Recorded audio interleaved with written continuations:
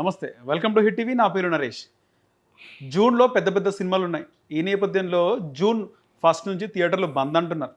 తెలుసుకుందాం. మనం ప్రముఖ నిర్మాత నటికుమార్తో ఉన్నాం, మాట్లాడదాం. సార్ నమస్తే.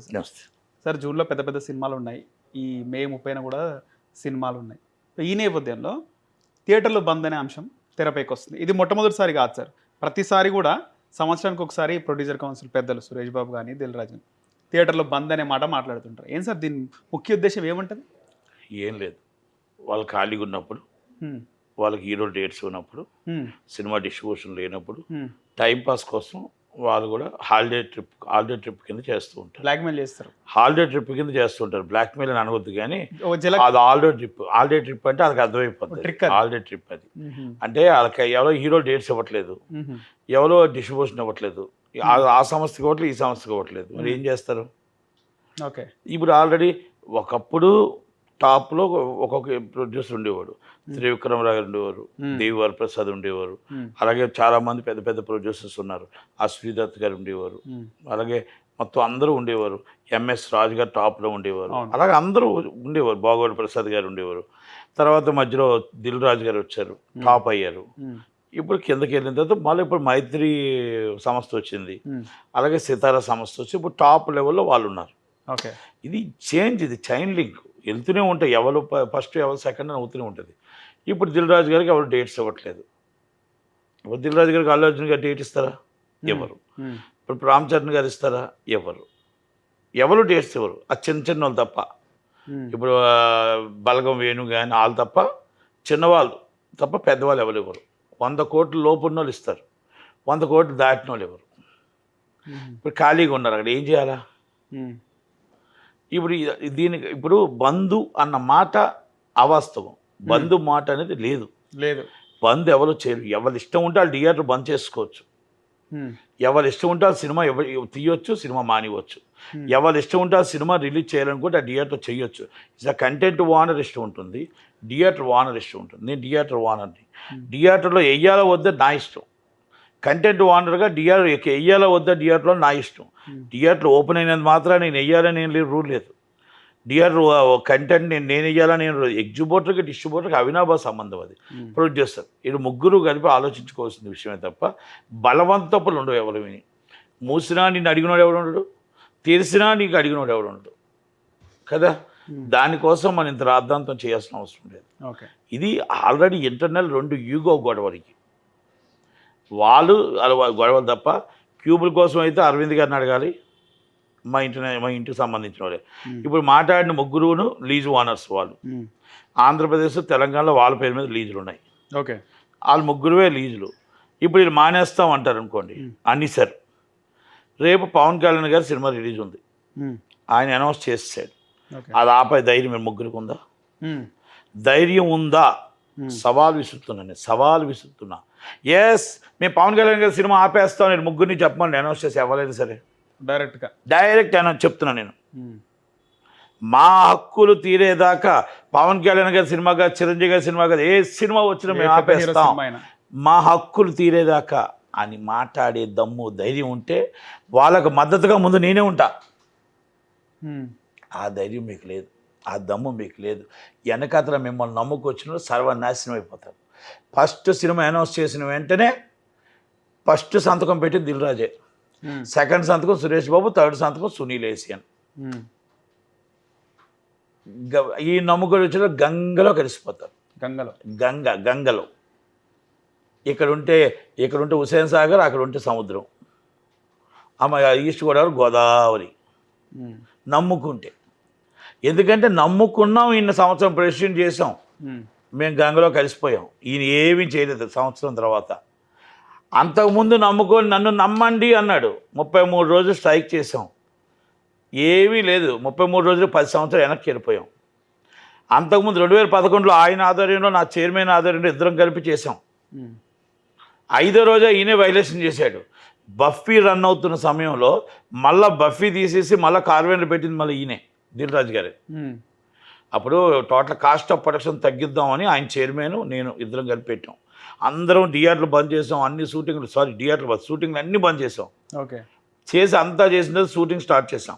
అందరూ రాజారావు వచ్చాడు, అందరూ బఫీ మిరపకాయ షూటింగ్ అవుతుంది, ఇంకో షూటింగ్ అవుతుంది, చాలా చక్కగా చేస్తున్నారు అనే సమయంలో 5వ రోజు ఈయన వైలేషన్ చేశాడు. ఏమని? దిల్ రాజు గారు ఏముంది కార్వేని పెట్టాడు, ఆయన మళ్ళీ బఫీ తీసేసాడు, ఎవరికాలు క్యారేజీలు పెట్టాడు.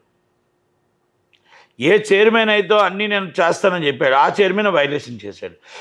ఎంతకుముందు 2000 ఆ తర్వాత నేను అది అడిగాను, 2011లో నువ్వు చేసావు కదా స్వామి, మళ్ళీ అది జరుగుతుందా అని అడిగాను. గత ఈసారి నన్ను నమ్ము అన్నాడు. కార్వన్ ఉంటే కాస్ట్ ఆఫ్ ప్రొడక్షన్ ఎక్కువ అయిపోతుంది.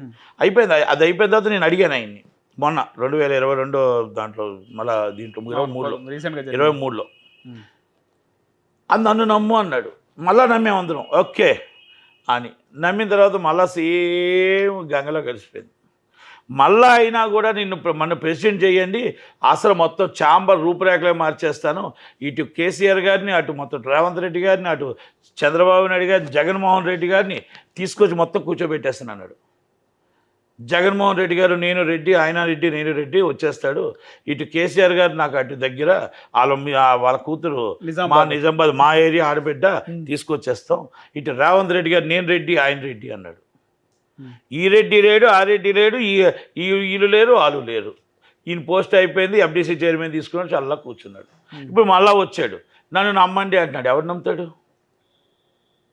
నమ్ముతారా అంటే నేనేమన్నా, నిజంగా నిన్ను నమ్మేవాళ్ళు. ఎప్పుడు మొన్న గేమ్ చేంజరు, మొన్న సంక్రాంతికి వస్తున్నాడు, నేను నందమూరి తారక రామారావు గారిలాగా నేను చీఫ్ మినిస్టర్ కాకపోతే నా ఇంట్లో నుంచే అందరికీ సమాన ఆస్తి హక్కు పంచుతున్నానని చెప్పి నందమూరి తారక రామారావు గారి పిల్లలకి ఆస్తులు ఇచ్చాడే, ఆడపిల్లలకి. అలాగా నేను అన్న మాటకి నిలబెట్టుకుంటూ పర్సంటేజ్ సిస్టంలో నా సినిమాల నుంచే మొదలు పెడతానని చెప్పేసి మొన్న పండగకి గేమ్ చేంజర్కి ఇది సంక్రాంతికి వస్తున్నాడికి మీరు పెట్టుంటే నమ్మేవారు. ఎస్, ఆయనే త్యాగం చేశాడు కదా, త్యాగమూర్తి కదా అని. నీ సినిమాలు అయిపోయి ఆడేసుకున్నావు, రెంట్ల కింద లెక్కెట్టుకున్నావు, అన్నీ చూసేసుకున్నావు, అంతా అయిపోయిన తర్వాత చక్క కూర్చొని బంద్ మాకు రెంట్లు వద్దు, పర్సంటేజ్ కావాలి అంటే యువతలో పిచ్చారా? అవునా కదా? కనుక అందుకనే ఈ డ్రామా ప్లేయింగ్ ఇప్పుడు ఏం లేదు, 2 గొడవలు ఇక్కడ. దిల్ రాజు గారికి డిస్ట్రిబ్యూషన్ లేవు, దిల్ రాజు గారికి పెద్ద నిర్మాతలు పెద్ద హీరోలు ఇవ్వట్లేదు డేట్స్. ఇక్కడ పెద్ద హీరోలు అందరూ మైత్రి, డిస్ట్రిబ్యూషన్ మైత్రి.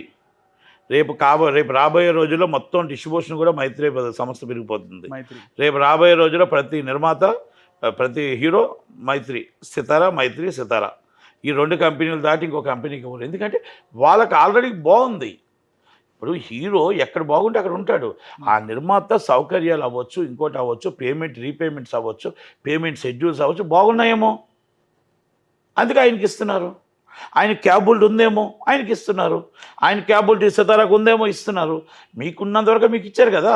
మీరు సంవత్సరానికి 6 సినిమాలు చేశారు, నేను 2010లో సంవత్సరానికి 7 సినిమాలు చేసేవాడిని, 13 దాకా చేసేవాడిని, 14 దాకా చేసేవాడిని. నా క్యాబులిటీ తగ్గిపోయింది, నేను మానేశాను. నేను ఎవరిని నిందించట్లే, హీరోలు ఇవ్వట్లే, డేట్లు అంటలే. పెరిగిపోయి బడ్జెట్ పెరిగే బట్టి నేను కెపాసిటీ తట్టుకోలేను కాబట్టి నేను సినిమాలు విరమించుకున్నా. ఇప్పుడు ఆయనకు సినిమాలు 500 కోట్లు సినిమా తీయాలనుకో, మీకు డబ్బుంటే వెళ్ళొచ్చు, తప్పే ఉంది కదా.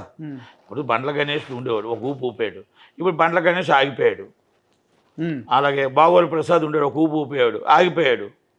మళ్ళీ అశ్విని దత్ గారు ఇప్పుడు వాళ్ళ పిల్లలు రన్నింగ్లోకి వచ్చారు.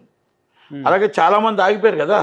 సురేష్ బాబు ఆగిపోయాడు, డబ్బు లేక కాదు, ఆ బడ్జెట్లో నేను తీసి దెబ్బతినలేను. అరవింద్ గారు ఉండిపోయారు, అరవింద్ గారు 100 కోట్ల లోపు సినిమా తప్ప నేను తీయను అన్నాడు. ఇప్పుడు తీయట్లేదు సార్, మానేశారు కదా. లేదు, చిన్న సినిమాలు తీస్తున్నారు, అంటే 100 లోపు సినిమాలు, స్మాల్ బడ్జెట్ మూవీస్ తీస్తున్నారు. పెద్ద సినిమాలు మీరు తీద్దాం అనుకుంటే వెళ్ళొచ్చు. ఇప్పుడు ఒక్కరి మీద యాడ్ వద్దు. ఇప్పుడు మీరు ఒక్కొక్క సంవత్సరం ఒక్కొక్కరు వేయలేరు. ఇప్పుడు మైత్రి సంస్థ ప్లస్ సితారా ఇస్ నెంబర్ 1 ప్లేస్లో ఉన్నాయి. మీ ప్లేస్ నుంచి వాళ్ళు వచ్చారు. ఇప్పుడు డిస్ట్రిబ్యూషన్ కూడా వాళ్ళు నెంబర్ 1 ఉన్నారు. పేమెంట్ ఫ్రామ్ తీస్తున్నారు అంట, డిఆర్లు బాగున్నాయంట చెప్తున్నారు బయట, నాకు తెలియదు. అలాంటప్పుడు మీకెందుకు బాధ? ఇప్పుడు మీ ముగ్గురు ఒకటైపోతే మైత్రిని ఆపేస్తారా? సితారాని ఆపేస్తారా? సినిమాలు ఆపేయగలుగుతారా? షూటింగ్లు ఆపేయగలుగుతారా? డిస్ట్రిబ్యూషన్ ఆపేయగలుగుతారా? ఎందుకు మీ ముగ్గురు గూడిపోటాని? డిస్ట్రిబ్యూషన్కి 3 పార్ట్నర్స్ అంట, డిఆర్లో 3 పార్ట్నర్స్ అంట. కరెక్ట్ కాదు కదా.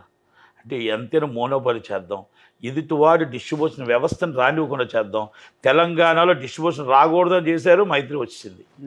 ఇంతకుముందు చాలామందిని మీరు ఏదో మీ కుళ్ళు కుతంత్రాలతో తీసుకొచ్చి చేశారు. ఇప్పుడు అవ్వలేదు కదా. మైత్రి అనే సంస్థ మొత్తం టోటల్గా బిగ్ షాట్లో వచ్చింది. ఇప్పుడు ఆ సంస్థను ఆపాలి, ఆ సంస్థను ఏదో విధంగా బెదిరించాలి. అందుకే ఈ బంద్ అనే ఒక నాటకాన్ని తీసుకొచ్చి పెట్టారు తప్ప బంద్ చేయడానికి అవకాశం లేదు, బంద్ చేసేటానికి ఎగ్జిబ్యూటర్లు లేరు, బంద్ చేయడానికి ప్రొడ్యూసర్స్ లేరు, బంద్ చేయడానికి డిస్ట్రిబ్యూటర్లు లేరు. దయచేసి సినిమాలన్నీ ఒకటో నుంచి రన్ అవుతాయి, చక్కగా సినిమా చూసుకోవచ్చు. ఎగ్జిబ్యూటర్ అన్నదమ్ముడు, డిస్ట్రిబ్యూటర్ అండ్ ప్రొడ్యూసర్ అన్నదమ్ములు లాంటి వాళ్ళు బాధ కష్టం అనేది ఛాంబర్లో చెప్పుకొని ఆ సాల్వ్ చేసుకోవాల్సిన బాధ్యత మనకుంటే సాల్వ్ చేసుకుంటారు షార్ట్లు, అంతే తప్ప ఇది బంద్ దాకా వెళ్ళేది కాదు. దయచేసి బంద్ చేద్దాం అనుకున్న ఈ ముగ్గురికి పంగనామాలు తప్ప ఏముండదని మాత్రం చెప్పగలుగుతారు. హిట్ టీవీ యాప్, ఇందులో short news, live news, entertainment shows, movies, digital magazines తో పాటు మీ జిల్లా వార్తలను కూడా ఫ్రీగా చూడొచ్చు. ఇంకెందుకు ఆలస్యం, వెంటనే హిట్ టీవీ యాప్ ని డౌన్లోడ్ చేసుకుని ఫ్రీగా ఎంటర్టైన్మెంట్ పొందండి. Hit TV app. Hit TV app. Please download Hit TV app. Hit TV యాప్ని ఫ్రీగా డౌన్లోడ్ చేసుకొని ఎంజాయ్ చేయండి. మీకు నచ్చిన ఎంటర్టైన్మెంట్ కోసం హిట్ టీవీ యాప్ ని ఫ్రీగా డౌన్లోడ్ చేసుకుని ఎంజాయ్ చేయండి. హిట్ టీవీ యాప్ని డౌన్లోడ్ చేసుకుని ఆస్వాదించండి, ఆశీర్వదించండి. ఇంతమంది సెలబ్రిటీలు హిట్ టీవీ యాప్ ని డౌన్లోడ్ చేసుకోండి అని చెప్తున్నారంటే ఎంత మంచి యాప్ ఆలోచించండి. అమెరికా అమెరికా అమెరికా అమెరికాలో చదవాలనుకునే వాళ్ళకి విశ్వసనీయమైన పేరు మన శౌర్య కన్సల్టెన్సీ. UK లో 1 year masters, UK లో 1 year masters, 2 years work permit up to 5 years visa. Contact Saurya Consultancy. Contact 89851 89851.